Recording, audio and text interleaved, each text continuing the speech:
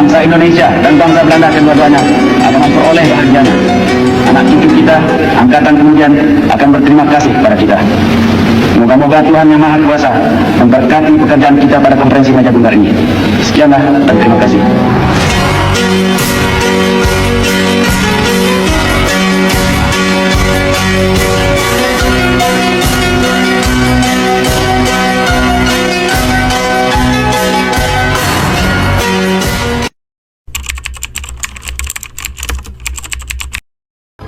Perkenalkan, nama saya Nur Adina Fitriani.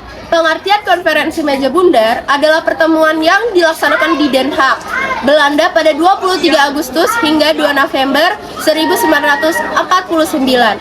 KMB dilakukan oleh perwakilan Republik Indonesia Serikat atau RIS, Belanda, dan Bijenkom for Federal Overleg atau BFO sebagai perwakilan berbagai negara yang dibentuk oleh Belanda di Kepulauan Indonesia. Perkenalkan, nama saya Muhammad Rizky Usairi. Sebelum KMB Indonesia dan Belanda sudah beberapa kali mengupayakan kemerdekaan lewat diplomasi. Ada perjanjian Linggarjati pada 1946, perjanjian Renville pada 1948, dan perjanjian Romroyen pada 1949.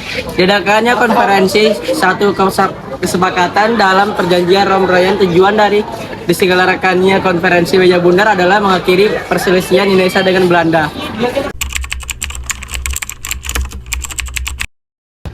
Perkenalkan, nama saya Jonathan Adenugraha.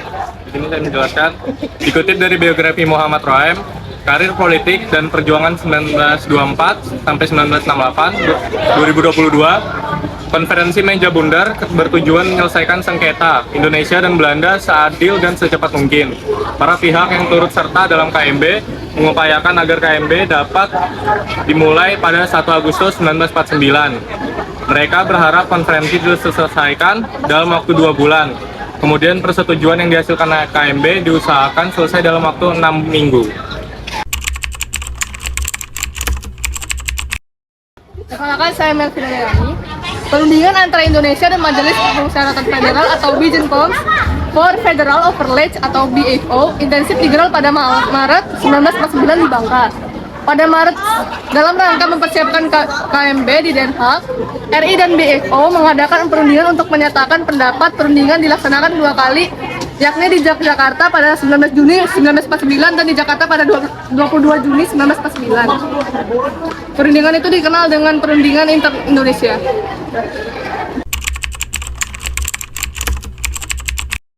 Perkenalkan, nama saya Jonathan. Di sini saya mewakilkan Rama.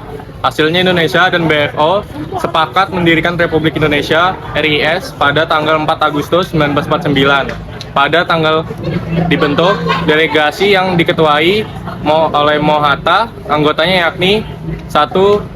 MOH Roem, 2. Sopomo, 3. Leimena, 4. Alsastromitjojo, 5. Juanda, 6. Sukiman, 7. Suyono Hadinot, 8. Sumitro Joho Hadikusumo, 9. Abdul Karim Pringodit, 10. TP Simatupang, 11. Sumardi. Kenalkan, nama saya Erli Fariski. Saya akan menjelaskan. Sementara dari BFO dipimpin Sultan Hamid II dari Pontianak, adapun Belanda diwakili oleh Van Marseven.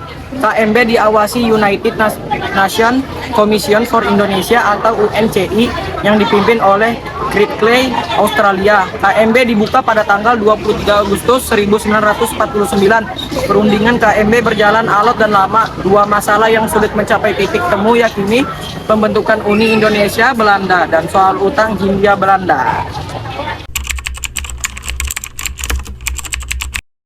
Perkenalkan, nama saya Ina Zahra. Setelah pembahasan yang berlarut-larut, pada tanggal 2 November 1949 tercapailah hasil konferensi Meja Bundar, yakni 1.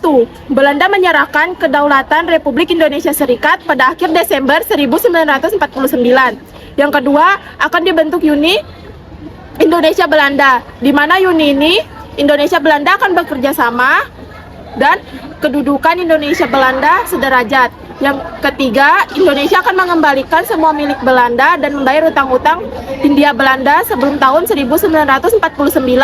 Yang keempat, masalah Irian Barat akan dibahas 1 tahun kemudian. Dampak dari KMB yakni Indonesia akhirnya mendapatkan kedaulatannya.